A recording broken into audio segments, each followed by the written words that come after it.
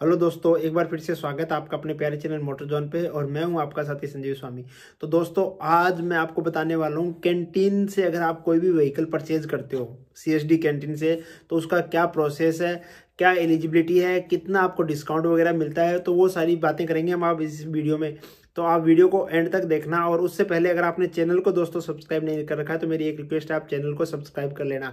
तो चलिए video start करते हैं। तो दोस्तों, सबसे पहले मैं आपको बता दूं, जो सीएसडी कैंटीन से जो है व्हीकल वही लोग परचेज कर सकते हैं जो डिफेंस में, उनकी फैमिली में कोई भी अगर डिफेंस में है तो उनके कार्ड से ही जो है व्हीकल परचेज किया जाता है। जैसे आर्मी है, नेवी है, एयरफोर्स है, वो जो है व्हीकल परचेज कर सकते हैं। और इसके अंदर जो है हमें 50% जो है जीएसटी के ऊपर जो है रिबेट मिलता है, और कोई अलग चीज़ें नहीं मिलती है, सिर्फ 50% जीएसटी पे रिबेट मिलता है। जो सिविल लोग होते हैं, जैसे हम सिविल है, तो हमें जो क्या है, हमें 28% जीएसटी प्लस सेस जो है देना पड़ता है। और जबकि जो डिफेंस वाले होते हैं उनको क्या है, 14% जीएसटी प्लस सेस देना पड़ता है। तो ये तो था जीएसटी के बारे में। अब मैं आपको बता देता हूँ इसकी जो क्या एलिजिबिलिटी क्राइटेरिया, क्योंकि अभी जो रिसेंटली है इनकी एलिजिबिलिटी क्राइटेरिया के अंदर कुछ चेंजेज हुए हैं।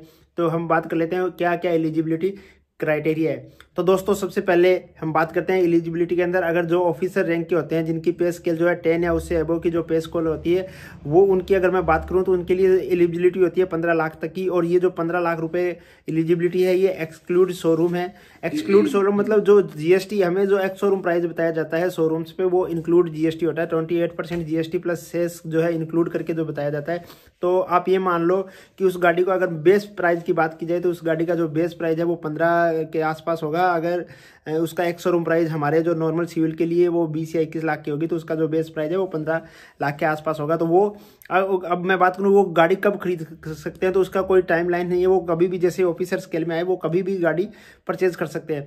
अगर फर्स्ट गाड़ी और सेकंड गाड़ी के बीच में जो डिफरेंस है वो 8 ईयर का होना चाहिए। 8 ईयर के डिफरेंस के बाद में वो सेकंड गाड़ी जो है परचेज कर सकते हैं।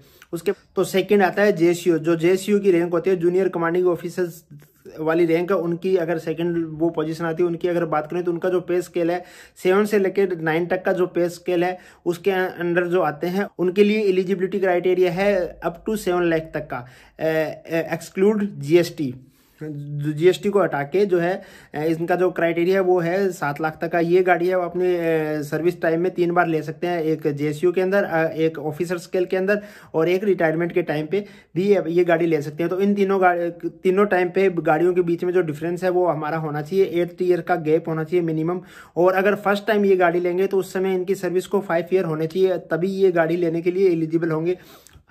ऑफिसर रैंक वाले हैं वो कभी भी जो है गाड़ी ले सकते हैं, बट इनके लिए जो गैप है वो 5 ईयर होना चाहिए सर्विस को।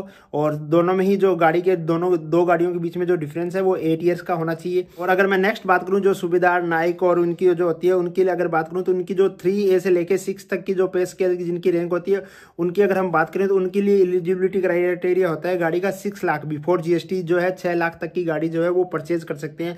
और उनका भी सेम यही है कि ये जो चीज़ हैं इनको, उनका भी सेम यही केस है कि एक ये इसी रैंक में ले सकते हैं सूबेदार है, और एक उसके बाद में जेसीओ में ले सकते हैं।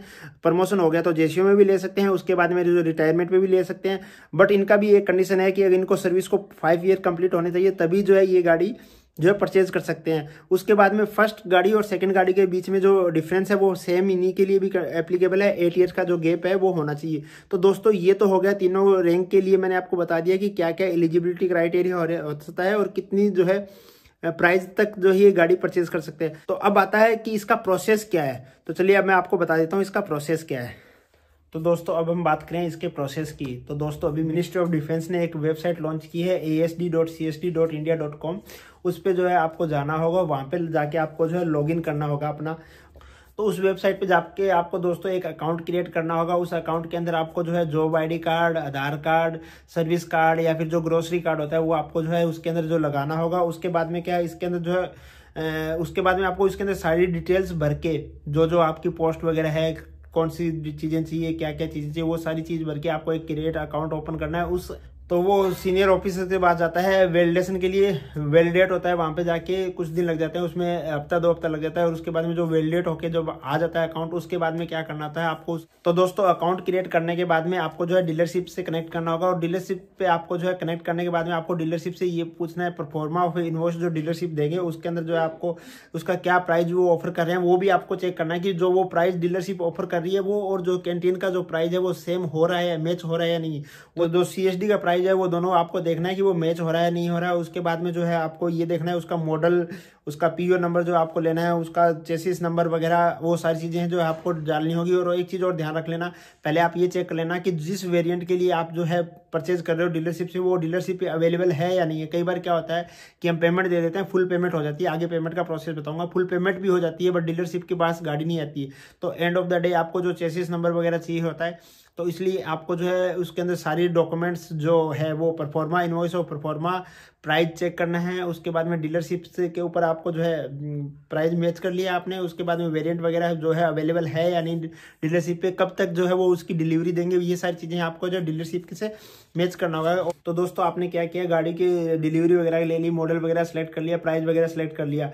तो उसके बाद में क्या है, आपको अप्रूवल वगैरह कहीं पे भी जरूरत नहीं है। कि पहले क्या होता था, आपको अप्रूवल होता था कि एलिजिबल है या नहीं। अब जो जिस एलिजिबिलिटी क्राइटेरिया में अगर आप फॉल हो रहे हो तो वो ऑटोमेटिक जो है आपका अप्रूवल हो जाएगा। आपको जो है पेमेंट करनी है। अगर आप फाइनेंस करवाना चाह रहे हो तो आप जो है अप्लाई कर सकते हो कार लोन के लिए। अगर आप सेल्फ पेमेंट कर रहे हो तो आप उनको जो है RTGS कर सकते हो। आप डीलरशिप से जो है इनकी अकाउंट वगैरह ले सकते हो। इनका जो पब्लिक फंड अकाउंट है उसके अंदर जो है आप RTGS से पेमेंट ट्रांसफर कर सकते हो। और जो वो रिसिप्ट आती है वो रिसिप्ट आप ले लो अपने पास। और दोस्तों पेमेंट तभी करना जब आपको कंफर्म हो जाए कि गाड़ी आपकी अवेलेबल है या नहीं शोरूम पे। कहीं पता चले कि आजकल जैसे कंडीशन चल रही है, इतनी ज़्यादा वेटिंग लिस्ट चल रही है कि गाड़ी 6-6 महीने साल से क्रेटा है, थार है, नेक्सॉन है, 3-3 महीने तक जो नेक्सॉन नहीं मिलती है, 6-6 महीने तक जो है गाड़ियाँ नहीं मिलती है। तो ये चीज़ कंफर्म कर लेना, अगर शोरूम पे गाड़ी अवेलेबल हो, जो मॉडल आपको चाहिए, कलर वगैरह चाहिए, वो अगर अवेलेबल हो तभी जो है आप उसकी पेमेंट करना। उसके तो दोस्तों इसके बाद में आता है कि आपको डॉक्यूमेंट्स कैसे अपलोड करने हैं। तो डॉक्यूमेंट अपलोड के लिए करने के लिए अगेन आपको जो है साइट पे जाना होगा, CSD की साइट पे जाके वहाँ पे आपको जो है वहाँ पे जो है आपको प्रूफ ऑफ पेमेंट अपलोड करना है। उसके बाद में आपका जॉब ID कार्ड, आधार कार्ड, पे स्लिप वगैरह अपलोड करनी है। उसके बाद में आपको जो है उसका डीलर के जो परफॉर्मा मिला है आपको वो अपलोड करना है। उसके बाद में अवेलेबिलिटी ऑफ कार कि कब तक जो है गाड़ी अवेलेबल होगी, उसका जो चेसिस नंबर वगैरह है वो सारी चीज़ें जो है आपको जो है अपलोड करनी है। Engine number, chassis number, colour, गाड़ी का वेरिएंट वगैरह सारी चीज़ें जो है आपको उसके अंदर अपलोड करनी है। उसके बाद में जो है आपको उसके जब डॉक्यूमेंट अपडेट हो जाएंगे सक्सेसफुली दोस्तों, ये सारे जो डॉक्यूमेंट है वो अपलोड करने के बाद में आपको जो है एक चालान इश्यू होगा। उस चालान का आपको प्रिंट आउट लेना है और आपको जो है CSD कैंटीन के अंदर जो है वो चालान सबमिट करवाना है। उस चालान को सबमिट कराने के बाद में और सारे डॉक्यूमेंट्स जो आपने अपलोड किए वो सारे डॉक्यूमेंट्स का प्रिंट आउट लेके आपको जो है CSD कैंटीन में जमा कराना है। उसके बाद में आपको जो को वहाँ से जो है एक PO परचेज ऑर्डर है वो इश्यू हो जाएगा। उस परचेज ऑर्डर को लेके आपको डीलरशिप से कनेक्ट करना है। और डीलरशिप से कनेक्ट करने के बाद में आप जो है डीलरशिप से गाड़ी की जो डिलीवरी ले सकते हैं। तो दोस्तों ये था छोटा सा वीडियो जहाँ पे आप CSD कैंटीन से कोई व्हीकल वगैरह परचेज करना चाहते हैं तो उसका क्या प्रोसेस। तो इसके अंदर मैंने आपको बता दिया क्या क्या एलिजिबिलिटी है। जो ऑफिसर रैंक होते हैं उनको जो है 15 लाख तक की गाड़ी मिलती है, वो एनी टाइम ले सकते हैं गाड़ी कभी भी ज्वाइन करने के बाद में। बट उनके डिफरेंस गाड़ी के अंदर 8 ईयर का होना चाहिए। जो उसके JCO रैंक के होते हैं उनको जो है मिनिमम 5 ईयर की सर्विस के बाद में जो है गाड़ी ले सकते हैं। वो गाड़ी की डिफरेंस उनके भी 8 ईयर का होना चाहिए। 2 गाड़ी के बीच में जो डिफरेंस है वो 8 ईयर का होना चाहिए, जो सेम होता है। और उसके बाद में जो सूबेदार और ये रैंक वाले होते हैं इनके लिए भी जो है 6 लाख तक, अप टू 6 लाख जो है गाड़ी ले सकते हैं। उनका भी जो है 5 ईयर मिनिमम सर्विस का होना चाहिए। और उसका भी जो गैप है फर्स्ट सेकंड कार के बीच में वो है अपना ये होना चाहिए 8 ईयर का होना चाहिए। उसके बाद में आता है प्रोसेस क्या क्या है। तो उसके अंदर आपको जो CSD की साइट पे जाना है, वहाँ पे आपको लॉगिन वगैरह करना है, अपनी सारी डिटेल वगैरह डालनी है।